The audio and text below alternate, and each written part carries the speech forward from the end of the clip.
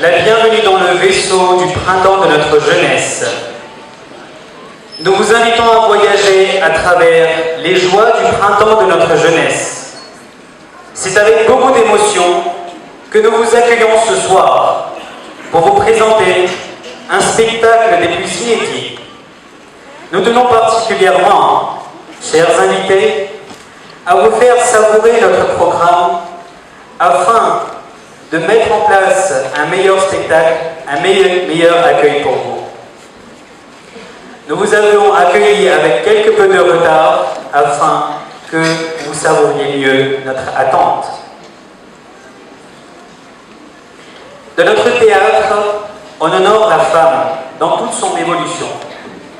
Le scénario s'adresse à vous, cher public, mais aussi à nous, jeunes, pour nous préparer à un meilleur avenir.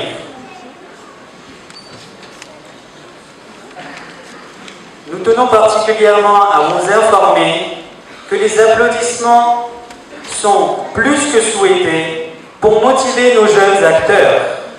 Selon la fatwa de l'Ayatollah Sistani, ceux-ci sont autorisés dans un public mixte. Nous vous remercions d'être venus si nombreux et d'avoir répondu présent à notre annonce. Ensemble, écrivons une nouvelle histoire pour l'avenir de notre jeunesse. Nous vous souhaitons une agréable soirée en notre compagnie. Nous espérons que chacun d'entre vous appréciera les fruits de nos efforts. Merci. Applaudissements s'il vous plaît.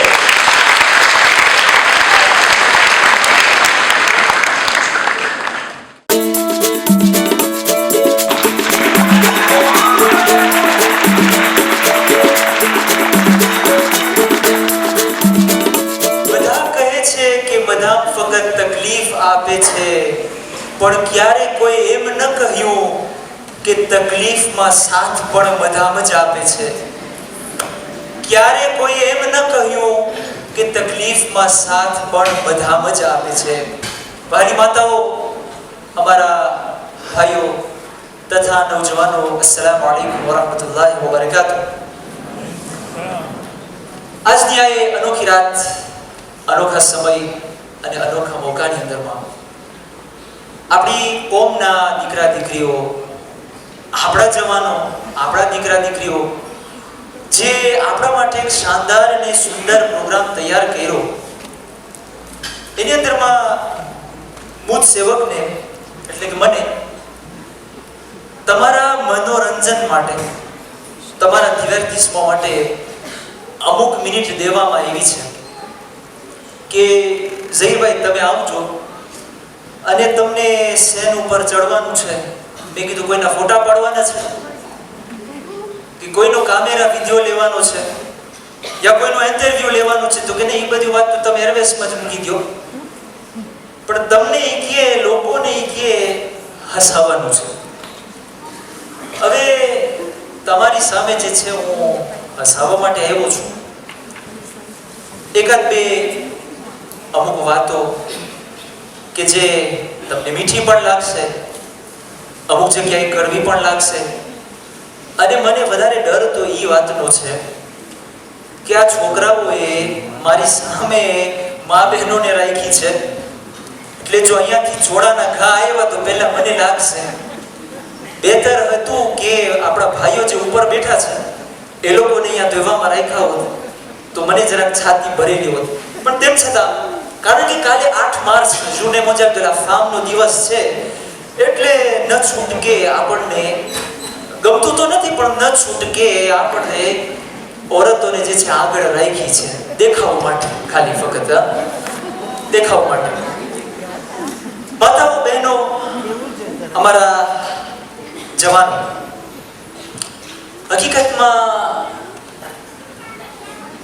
વાતો જે કરવાની છે એ ખાસ કરીને તો મિયા બીવીના જીવન ઉપર અમુક એકાદ બે વાતો તમારી ખિદમતમાં પેશ કરવી છે મારે. તમને ખબર છે કે આ કુપલની જે જિંદગી હોય છે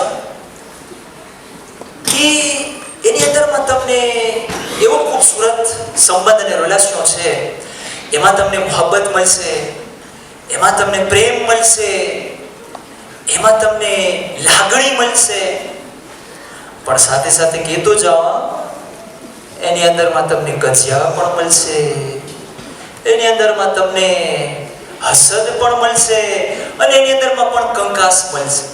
હવે ખૂબીની વાત ત્યાં છે કે આ મિયા બીવી લોકો એમની જિંદગી દરમિયાન આ કજિયાને કેવી રીતના નિભાવે છે.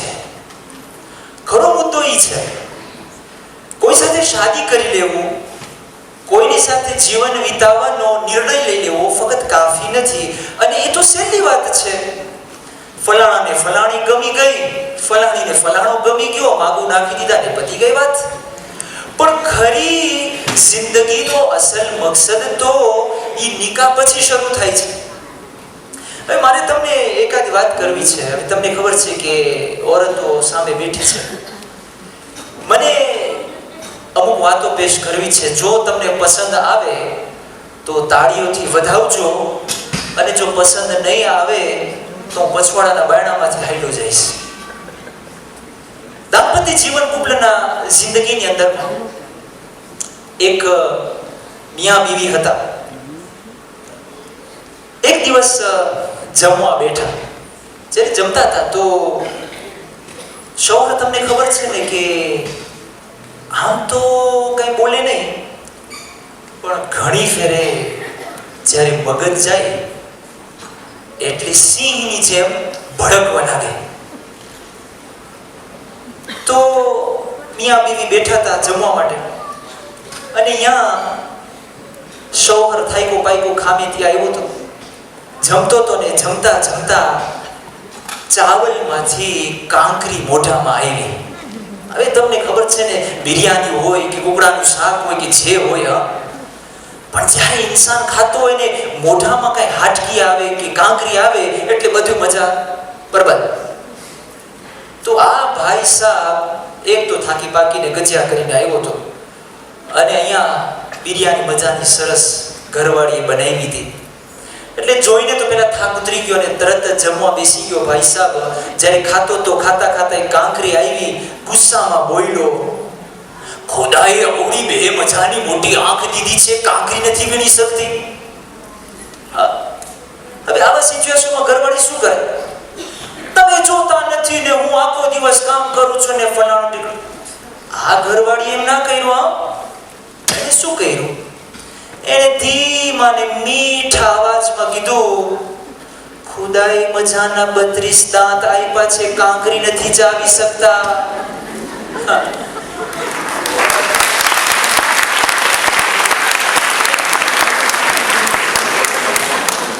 મોટી બી આંખ છે, કાંકરી નથી દેખી શકતો. ઘરવાળી મીઠાશથી કહી દીધું, 32 મજાના દાંત છે, એ કાંકરી નથી ચાવી શકતા. પણ હકીકતમાં ઓરત જે છે એ સમાજને ચાંદ સુધી પહોંચાડી શકે. ઓરત સમાજને ચાંદ સુધી પહોંચાડી શકે. અને આ જો ઓરત અગર મગજ ગયો તો સમાજને દરિયાની એવી ઊંડાઈમાં નાખી દે કે જ્યાંથી નીકળવું પાછું મુશ્કેલ હોય. અને આ બીજી કેટેગરી વાળી વધારે હોય. ઉપર બેઠેલા ભાઈઓની છે ને ડોક વધારે ડગે છે. ભાઈઓ તમે ડગો ના, પાછું ઘરે જ જવાનું છે. અને માં જેટલા લાગે તો મારે નામ ના લેજો.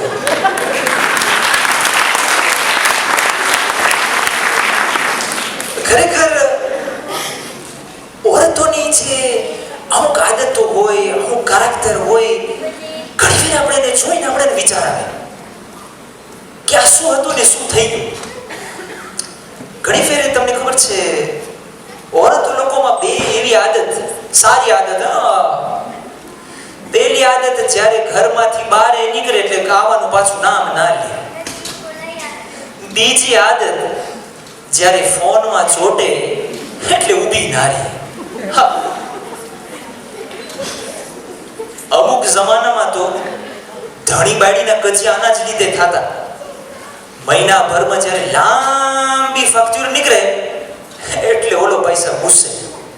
પછી તો જરાક સહુલિયત આવી ગઈ ને ઓરેન્જ વાળા હોય કે તેલમાં વાળા હોય એ વખતમાં એરટેલ હજી હતું નહીં, આધાફોનથી ચાલતું કામ. તો રાતના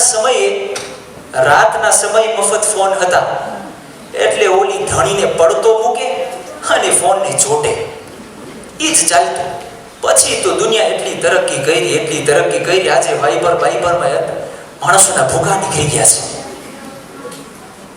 વાઇબર લીધે માણસોના ભૂખા નીકળી ગયા છે.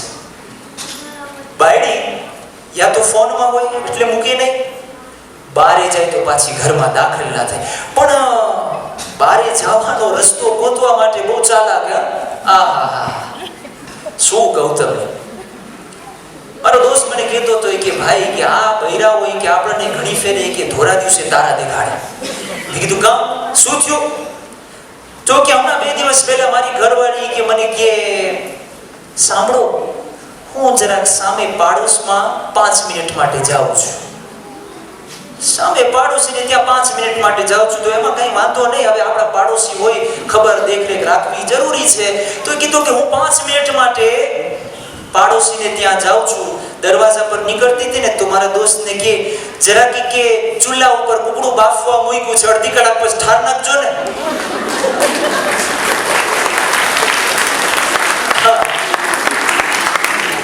5 મિનિટ માટે જવાની રજા અડધી કલાક પછીનું કામ સોંપી ગઈ. બોલો, એટલે એ ક્યારે આવી હશે ને કેટલા વાગે આવી હશે ને પછી ઘરમાં શું કજિયા થયા હશે એ તો ખુદાને માલુમ. તો આવી બધી વાતો જે છે ને ઘણી ફેર આપણને જિંદગીમાં બને. અને આપણે ઘણી ફેરે ઓરતોનો જે મગજ હોય, હવે ઓરતોને જ્યારે કાંઈ ખપે એટલે રાત દિવસ મગજ એમાં જ કામ કરતો હોય, અને જ્યારે કાંઈ ના ખપે એટલે જ્યારે નો હોય એટલે છે નો, અને જ્યારે કાંઈ ખપે એટલે ઓલા ધણીને આખો ને આખો શીશામાં ઉતારી નાખે. એક ફેરે જે છે ઓરત ઘરના સહેનમાં બેઠી હતી, લકુરમાં બેઠી હતી, અને બિચારો એક અગરબત્તી વેચવા વાળો આવ્યો. હવે તમને ખબર છે ને, વેપારી હોય તો જાતના પબ્લિસિટી કરતા હોય. એ કે બાય આ મજાની અગરબત્તી લઈ લ્યો. તો કીધું તારી અગરબત્તીમાં ખૂબી શું? તો કે બાય તમારા ઘરે 1210માં ઘર સુધી સોરમ જશે. તમારા ઘરે 1210માં ઘર સુધી સોરમ જશે. ઘરવાળીને લેવી નહોતી, ઓરતે કહી દીધું કે ભાઈ પાડોશમાં વેચી આવ ને, હું બેઠી બેઠી સોરમ લઈશ.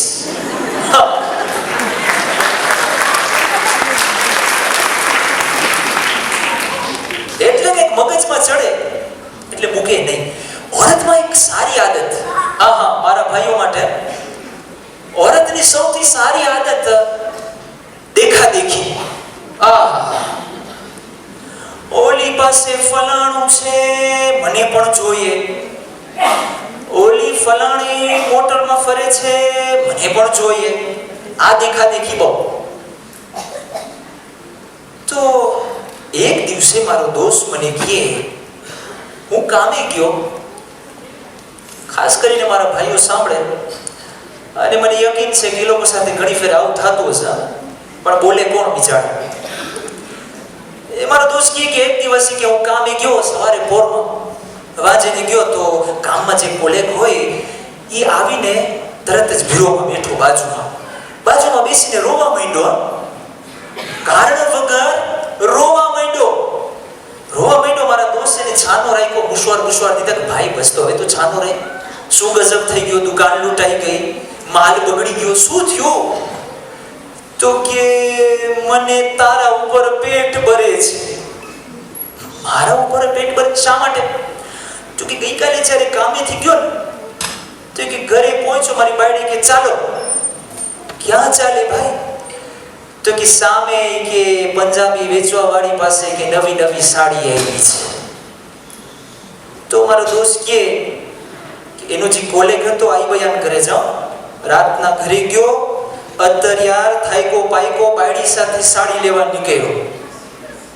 સાડી લેવા ગયો તો તો કે મને તારા ઉપર પેટ ભરે છે. મારો દોસ્ત કે ભાઈ, બાયડી તારી, પૈસા તારા, થાકોડો તારો, ઘસાણો તું, અને મારા ઉપર શું પેટ ભરે છે?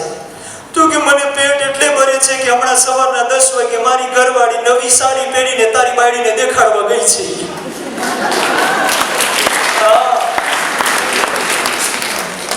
તારે 5000 ના ભૂકા નીકળવાના છે. હા, એટલે દેખા દેખી બહુ. પણ ઘણી ફેરે છે ને, ઓરે તો મેં કીધું ને સારી આદત બહુ. હું વધારે બોલવામાં હચકાવું છું, તમને ખબર છે ને. મેં તમને હમણાં કીધું હું સામે જ બેઠો છું, સામે જ ઊભો છું. અહીંયાથી કોઈ મારી મા બેન ઊભી થઈ ગઈ તો મને ભાગવું પડશે. પણ હકીકતની વાત, આવી નાની નાની વાતોની અંદરમાં સચ્ચાઈની સાથે સાથે આપણને હસવાનું પણ મળે. ઓરતોમાં એક ખૂબી, આપણે કહીએ ખૂબી, એક ખૂબી ઈ છે કે ઓરતોમાં ઓબ્ઝર્વેશન બહુ હોય. તમે જોશો ઘરવાળી હશે એને રીધોના કલરમાં વધારે ભાર દેવો હશે, ઘરના પેન્ચ્યુર ઉપર ભાર દેવો હશે. આપણને તો જેવું હોય ચાલે, એને બધું દેખાવ ગમે.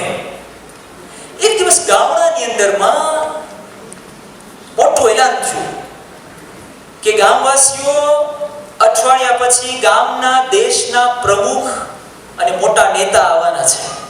હવે ઇલેક્શન હોય, તમને ખબર છે, લોકોને જ્યારે વોટની ગરજ હોય ત્યારે નાના નાના ગામડામાં જાય, વોટ મળી જાય, પછી કોણ વોટ દીધું તો ને કોણ એ તો સપને ખ્યાલ ના આવે. તો આ નેતા સાહેબ જે છે ગામડામાં ગયા એટલે મોટું એલાન હતું. બધા ગામવાળાને ભેગા કર્યા. એમાંથી એક ઘરવાળી એના છોકરાને કીધું રાતના, કાલે તો નેતાજી આવવાના છે, મોટો જલસો રાખ્યો છે, મોટો પ્રોગ્રામ છે, તમે આવશો? એમ ના બોલે કે મને જવું છે, તમે આવશો? હા. તો કે મારે આ બધી વાતમાં માથાકૂટી નથી કરવી, તને જાવ હોય તું જઈ આવજો. એ જ વાત જોતી હતી. સવાર પડી, મોટો બધો ઓર્ગેનાઇઝેશન હતો. આ એટલો મોટો ઓર્ગેનાઇઝેશન ગામડામાં કોઈ થયો નહોતો. ઘરવાળી ગઈ, રાતના પાછી આવી. બોલો, રાતના પાછી આવી. તો શોહર જો આવી ગઈ. હા, આવી ગઈ.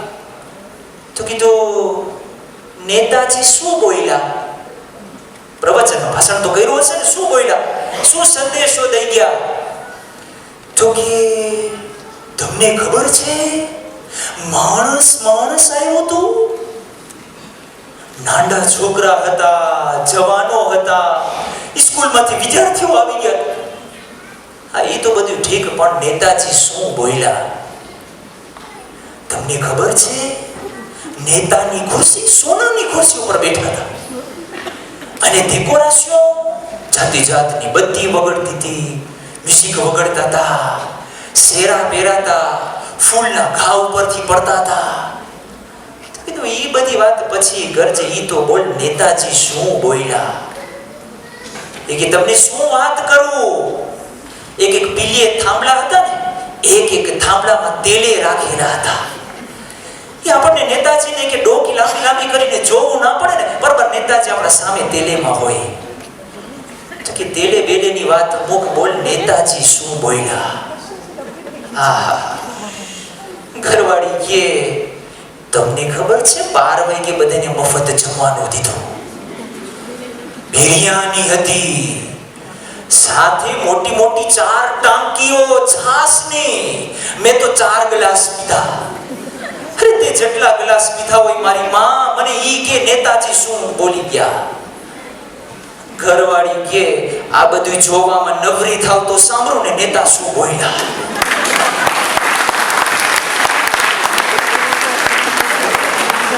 ના પુગાય. મને તો ઘણી ફેરે વિચાર આવે છે, બિચારા મૌલાના મલીસ પડતા હશે, બૈરાઓ શું સાંભળતી હશે.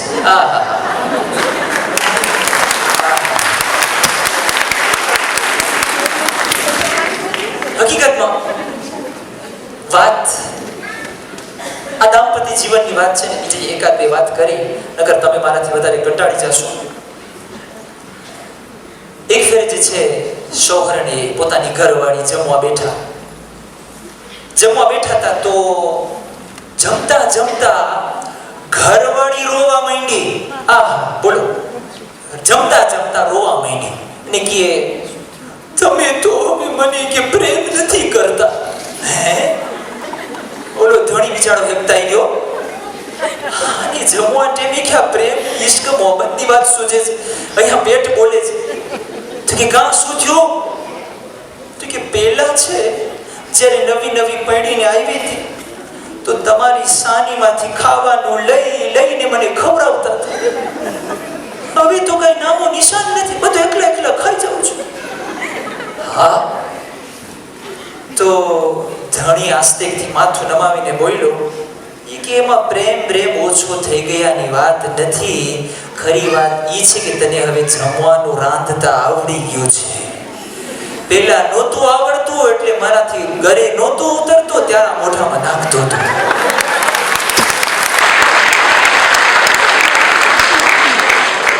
બોલો, આ ઉપર બેઠેલા ભાઈઓ છે ને એ પણ ઓછા નથી. ઓરતોની વાત તો ખૂબ કરી, પણ ખરેખર હું તમને કહું, ઘણી ફેરે જ્યારે આ કુપલાની જિંદગીમાં કોઈ ફેર અગર કજિયા થતા હોય, ધબાધબી થઈ પડે, છૂટાછેડા થઈ જાય, એમાં જોવામાં એવું છે કે વધારે પડતો મોટો હાથ કેનો હોય? સાસુનો હોય. એમાંથી વળી ઓલી દીકરીની માં જો હોય એટલે સવારના ચાવી મરાતી હોય, સાંજના ચાવી મરાતી હોય, દરરોજની ચાવી મારીને આખો રમકડો તૂટી જાય. શું વાત કરું તમને. અને ઘણી ફેરે સાસુ માને છે ને મજા આવે ઓલી વહુને હેરાન કરો, બીજું કાંઈ નહીં. એક દી જે છે ને એક સાસુ જે છે નવી વહુ બિચારી આવી હતી, અને આજના માવિત્રો ઓલાદને તો શિખામણ બહુ આપે છે, દીકરીને શિખામણ આપે, દીકરી તું સાસરે જા તો ધ્યાન રાખજે, તારી સાસુનું માન સન્માન. બધી વાત આપણા સંસ્કાર એવા છે, આપણું કલ્ચર એવું છે, આપણું એજ્યુકેશન એવું સારું છે. તો આ ઘરવાળી જે છે હતી બિચારી નવી પરણીને આવી, એક દિવસે જે છે એને સાસુ ક્વિઝિનમાં કામ કરતી હતી. બહુ બને બે જાણીને બહુ બને, પણ મેં તમને કીધું ને ઘણી ફેરે છે ને સાસુ ઓલા દૂધમાંથી પૂળા ગોતે. એક ફેરે કીધું, જ્યારે ક્વિઝિનમાંથી નીકળી સાસુ આવીને તરત જ સાલા મોંઝેમાં જે તાબલા મોંઝે હતો એની ખુરશી ઉપર આવીને બેસી ગઈ. સાસુમાં બેઠી અને તરત જ સાથ કર્યો ક્વિઝિનમાંથી, દીકરી આવો મારી પાસે બેસ. બિચારી ઓલી દોડતી દોડતી આવીને જોયું ડોશીમાં બેઠા છે તાબલા મોંઝેમાં, અને તાબલા મોંઝેની ખુરશી ઉપર બેઠા છે. તો બિચારી જે છે જે સલોમાં ફોતોય હતી ત્યાં બેસી ગઈ. કીધું, દીકરી શું કામ છેટી બેસસ? બાજુમાં. તો કે મારી મમ્મીએ કીધું છે ને, શિખામણ દીધી છે, દીકરી હંમેશા તારો પોઝિશન તારી સાસુ કરતા નીચો રાખજે. માં કે હું જોઉં છું તમે જરાક ઊંચી ખુરશી ઉપર બેઠા છો, હું કે સલોની સોફા ઉપર બેઠી છું, તમારે તો નીચી થઈ ગઈ. તો કે હા, બહુ સારી વાત કરી દીકરી, કેવું મીઠું મીઠું બોલેસ. પણ દીકરી જો હું કે સોફા ઉપર બેસું તો તું કેમ કરે? તો કે માં એમાં શું મોટી વાત છે, હું કે ક્વિઝિનમાંથી તાબુરે લઈ લઈશ, એમાં બેસી જઈશ, તમારાથી નીચી થઈ ગઈ. તો એ ડોશીમાં પાછા ના વરે.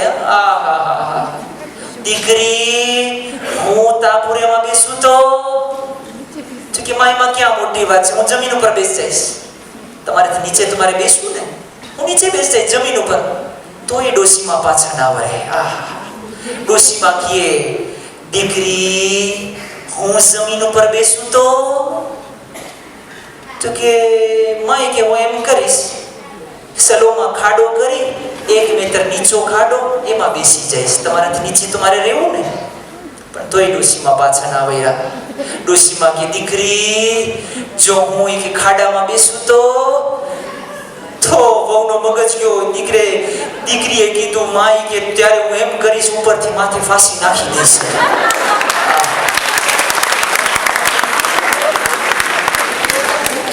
હવે તો પાછા વરો, હવે તો પાછા. શું કામ કોક દીકરીના લોહી પીવું છું. આખી વાત કરી દો. આજ સાસુ વહુના સિલસિલામાં ઘણી બધી વાતો, આખી રાત પસાર થઈ છે, ખૂટે નહીં. એક દિવસે અત્યારે જે છે ક્રિકેટનો કુબજમાન ચાલે છે. એક જમાનો એવો હતો, અમુક વર્ષ પહેલાની વાત છે, કે ઇન્ડિયાની ક્રિકેટની એકિપ ફિનાલમાં પહોંચ્યા. ઇન્ડિયાની એકિપ ફેમિનિન ક્રિકેટ ઓરતોની એકિપ હતી, ફિનાલમાં પહોંચી અને લંડન ગઈ અંગ્લેતરની સામે ફિનાલ રમવા માટે. બોલ, આ ઇન્ડિયા માટે ફખરની વાત હતી. તો શરૂઆત જ્યારે શોની શરૂઆત થઈ એટલે મામલો ગંભીર થઈ ગયો. શું થયું? ઇન્ડિયાની એકિપ હારતી હતી, બધાના મોઢા પડેલા હતા. તો જ્યારે મિતા મળી, જરાક પોઝ મળ્યો, એટલે ઓલો કોચ દોડતો ગયો, ઇન્ડિયાની એકિપને હોસલો દીધો, હિંમત દીધી, સમજાવ્યો અને કીધું કે ભાઈ આપણે ફિનાલમાં પહોંચ્યા છે, આટલી મહેનત કરી છે, હવે છેલ્લું બાકી રહ્યું છે, હવે તમે કે પાછા પીછેહટ નહીં કરતા.